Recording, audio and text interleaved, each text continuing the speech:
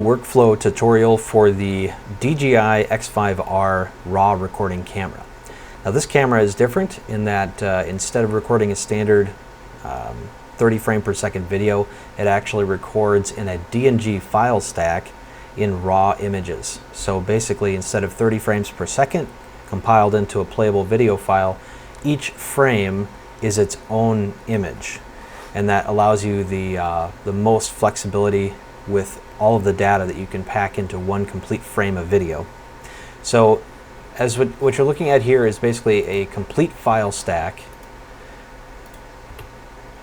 So if I open this up, of course it's very dark because there's so much information and the computer doesn't really know how to handle this. This is just looking at the native file by itself. And as I go down through the images and cycle through them, you can see they're all just full image files of what we're looking at.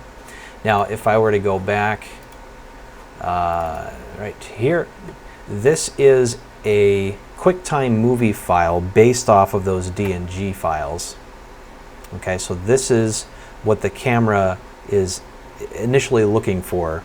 You know, when in camera you can record 1080p video instead of doing a RAW file, and this is what you would get. Okay, so not enough data to do a lot of color correcting, but it is an instantly playable movie file. So what we've got here is the DNG RAW image stack. So the question is, of course, how do we use this? How do we turn it into video? How do we color correct it, manage it, you know, all of that sort of thing. So the first thing is how to manage. Every time you shoot with a DNG file, it's going to be sequential, okay? And you could end up with multiple files from different days of shooting with the same sequential order. So what you want to do is basically create a file folder for each day or each card. I mean, inside of here, I've just got it Iceland DNG Part 1, Part 2. Okay, I could put my own metadata on here. I could put Part 1 dash the day, you know, Part 1 dash camera A, blah, blah, blah. So you just want to make sure that you've got all of your files organized because these are your masters, and you're going to want to come back to these files when you do your master color. Okay, and we'll talk about that in a second. So these files can be archived. They can be off on a separate drive. One thing you don't ever want to do is after you've started the process of managing and using these files, you don't want to change the names of the actual file names or the folder structure, because when you come back to relink it through Resolve, the computer may not find those files because you changed the name of the originals. Okay, so let's show you how this works. So I'm going to go down here to DaVinci Resolve. Okay, I've already got a sequence open and I've already got my file folder. Now what's interesting here is that you notice it's only one video block, and it can let me scroll through and actually skim through that video. That's because DaVinci Resolve recognizes the DNG file stack as a playable video file and can quasi-compile it for editing purposes into a playable video. But when I skim here in the background, it's actually going through the DNG file stack and reading it that way. So I'm going to drag this down to my media pool, and I am going to show you the first level of the workflow, which is basically a output, a throughput, or baseline color. The differences between all those is if I just want to get this file into Final Cut and just do a simple three-way color correction in Final Cut and then relink it to my master files and do a final grade, which is probably the workflow most people do because it is the fastest. So I'm using Resolve to take that, you know, numerous DNG files, convert it into a high quality ProRes file that contains all the metadata for me to color, put it into Final Cut, do a baseline color and some edits, send it back to DaVinci Resolve, and then finish up with master edits. So here's my clip, my DNGs. I'm going to go right to color. If I want to, here I can do a baseline color curve. I'm sorry, one thing I have to do is go to the edit tab here and actually create a timeline with my clip. Otherwise it won't show up in my color. There we go. Now here I can do a baseline grade if I want to. I can just go right down to log. Let's say I shoot a particular shot. This one here is their sample off their website. You can notice the highlights are really bright. I can go in there and I can change intensity of my highlights just by kind of dragging this around. You can see more detail kind of pop out in the sky. You can do whatever you like here. I mean, you can give it a cool color cast. You can do a Rec 709 drop in for color. It's non-destructive, so anything you do here you can change later as long as you can relink the files, which is really awesome.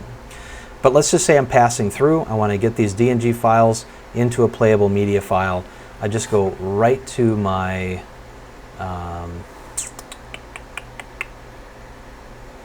Deliver tab. There it is. It's a new version of Resolve, so they kind of change things around on me. So I can go right from my DNGs. I can throw it in Resolve, and I can come right here and choose QuickTime. I can choose ProRes 444, which is a very high-level codec with all of the information to color. It will slow a system down if you're editing long format. I usually choose ProRes 422 or Proxy. Makes it even smaller and faster to grade. In fact, in this case, we will choose Proxy. Now this is a 4K image. We're going to res it down to 1920 by 1080 for editing purposes, again, to make it faster. We're going to cue the render. And then see right here, get rid of these other clips here. Okay, so there's my cue. I just hit start render. Yeah. And you can see it just compiling the footage right there. Now you can do this in a batch operation. You can shoot, for 4 days, grab all those clips, throw them on a Resolve timeline, go right to your Deliver tab down here, and export all of your proxies for editing. Okay, this will create from the DNG masters a usable, editable QuickTime movie. Okay, and now it's all done. And I have already chosen the path for it, which is in my X5R test/resolve render. So now I'm going to go to Final Cut Pro. I already have a timeline set up here. I'm going to import my media clip.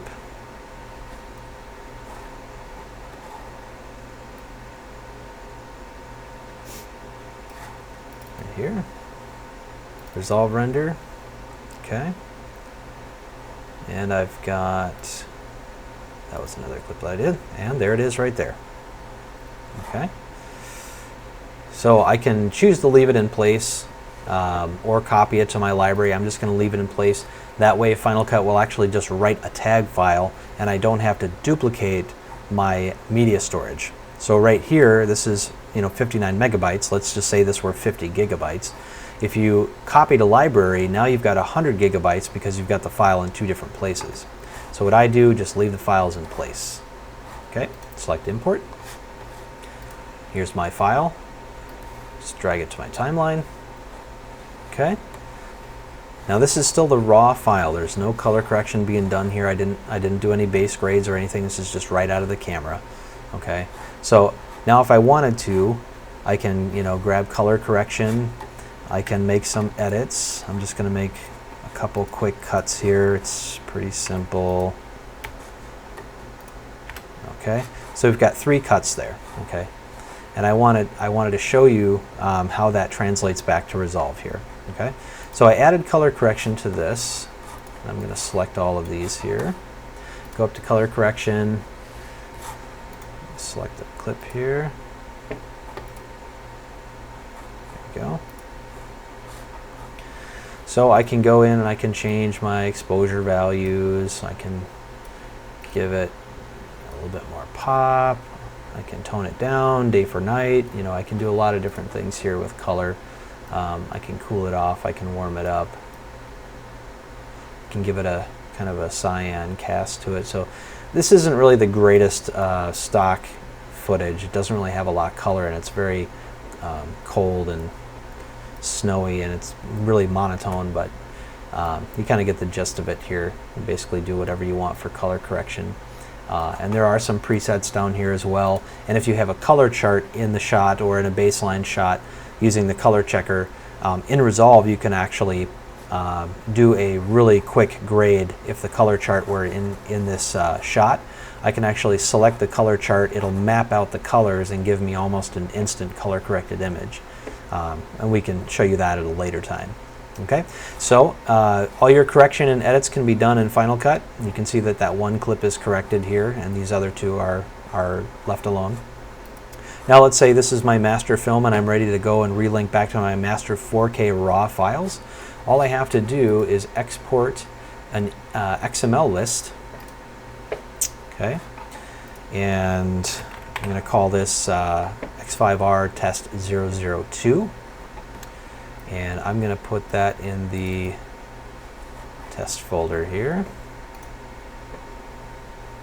And basically it's creating an edit list so that when I pop back into Resolve here, I'm going to go to my edit page. Okay, and I'm going to delete that. I'm going to go up to Import XML. And I'm going to find where I saved my XML right here, XML or X5R test 002 Final Cut Pro XML. Open. It's going to pop up a window. The one thing you're going to want to make sure is unchecked is automatically import source clips to media pool. Okay, if you uncheck this, it will go back and search for the originals, the DNG stack files, and use those as well. Now, set timeline to the resolution. This is important. Our transcoded media files were 1920 by 1080, but our 4K files are, I think they're 21 or 4160. Let's find out here. So let's find out what our image size is here. Oops. I'm going to open this with, oh, I see. Okay, let's go to get info here.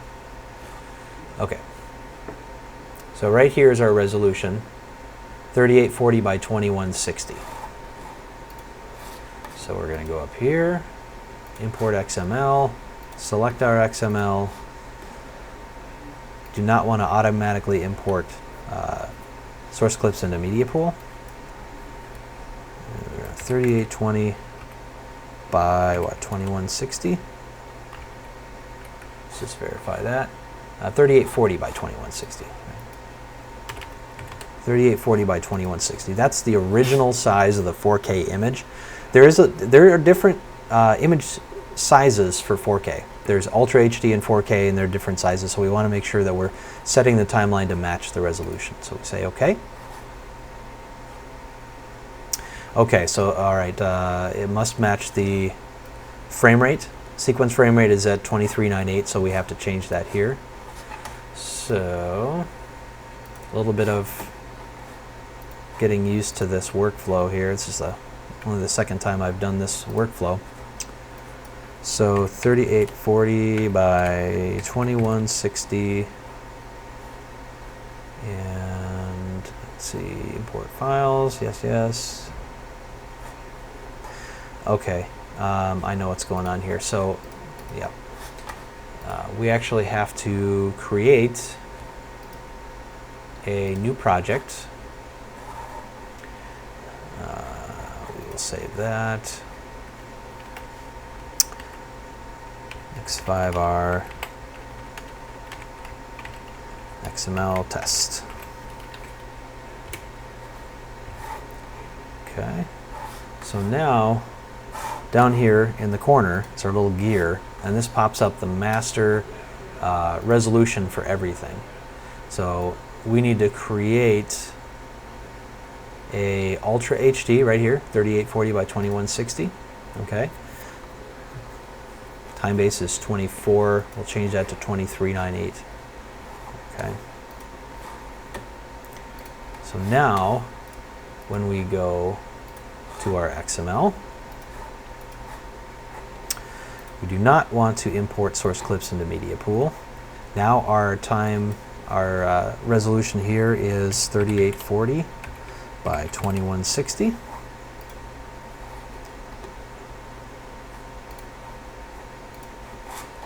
Okay, Media Pool needs my clips. We don't want to change settings.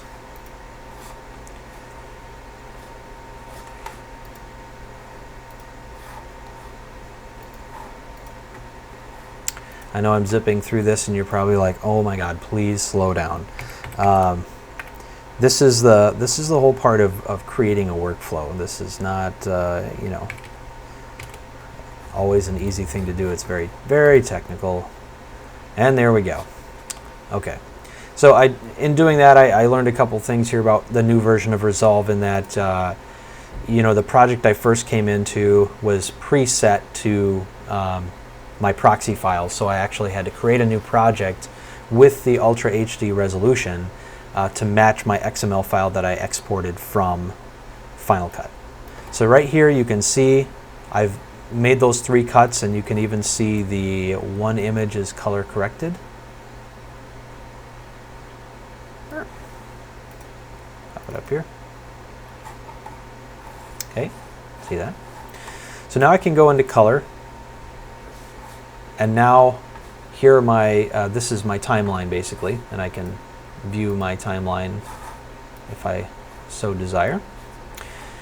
And this is my edit, and here is where I will do my master color. So here is where I'm, you know, grading my blacks and my midtones and my highlights. I'm coloring everything. I'm making it perfect. And then when I'm done, I'm just going to jack this up so you can kind of see what's changing here. Okay, not going to make it look pretty. There's a ton of steps you can do here, a lot of filters you can add, vignettes and everything. But as soon as I'm done doing my master color grade, I'm not doing any editing, any cuts in Resolve. I'm only doing color. And when I'm done with that, now I'm going to deliver my master in a most likely a QuickTime, and I'm going to go up to one of the highest quality ProRes 444 files in full Ultra HD at my proper frame rate.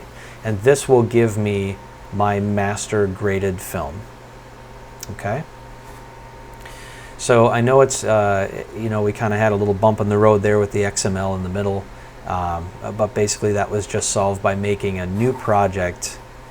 Go back to the media here. This is my media pool. Basically making a new project that reflects the proper resolution and the proper frame rate. It's not all automatic, but for the most part you can kind of force it, not really force it, but go from, you know, if I have my 4K source material, I can edit in 720, it'll just downres everything. But I want to keep my masters in the full Ultra HD RAW format. And my proxies from, let's see if I can show you those here.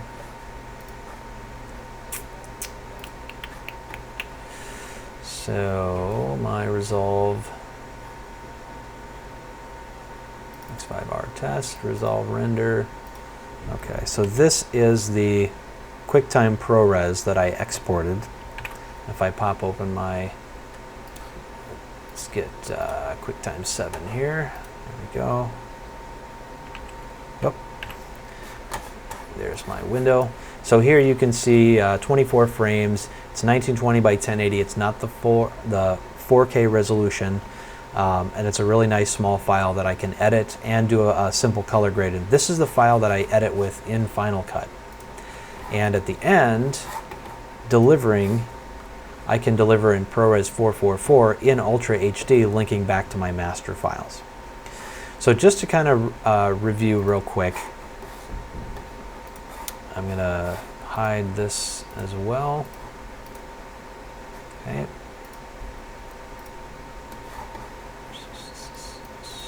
So, come on now. These are my native DNGs. Each one is its own frame. This is a complete video in a image file stack. I go into Resolve. From Resolve, let's just say I have nothing in here. Yes, I want to remove them. I start a new project. I want it to be Ultra HD 2398 or 23976. Everything here is the same. Okay. Drop my files in. I don't want to change it because I know it's right now. I go to my Edit tab. I drop in all my clips that I want to render out. I go right to my Delivery tab. I go to ProRes LT in 1080p, 2398. I export that. And then I bring that into, we'll get rid of this. And we'll get rid of that, just so I can show you this again. I go into Import My Media. There's my proxy. Now I can take that, where did you go?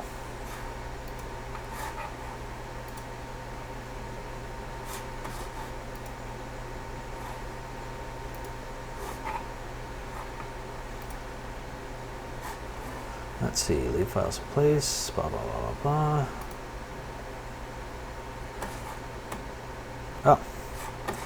Oh, I think what I did here was, let me see here. Where are we here? Okay, render.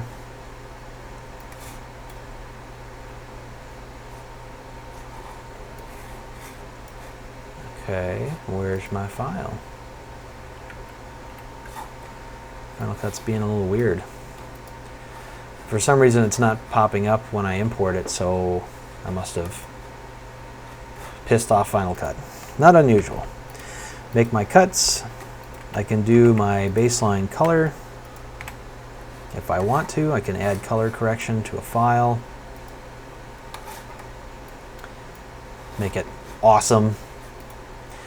Then when I'm done doing my edit, I just create my XML.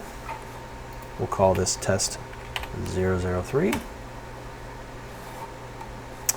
Then we go back to Resolve. And I should make a new timeline, but I'm not going to, and I think this should probably work. And 003.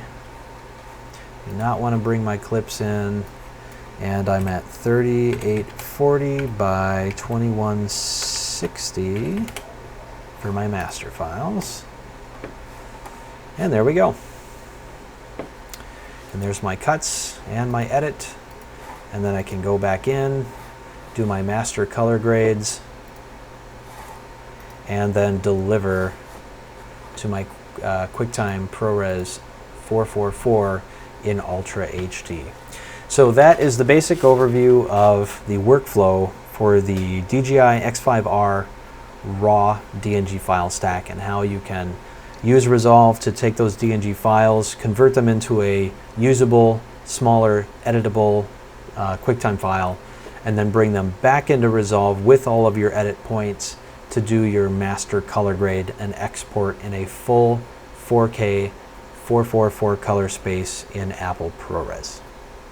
I hope you've enjoyed this tutorial. We'll have a little phone conversation. I'm sure there's a lot of questions you have about the ins and outs of the workflow, but that's the basic overview. We'll see you next time.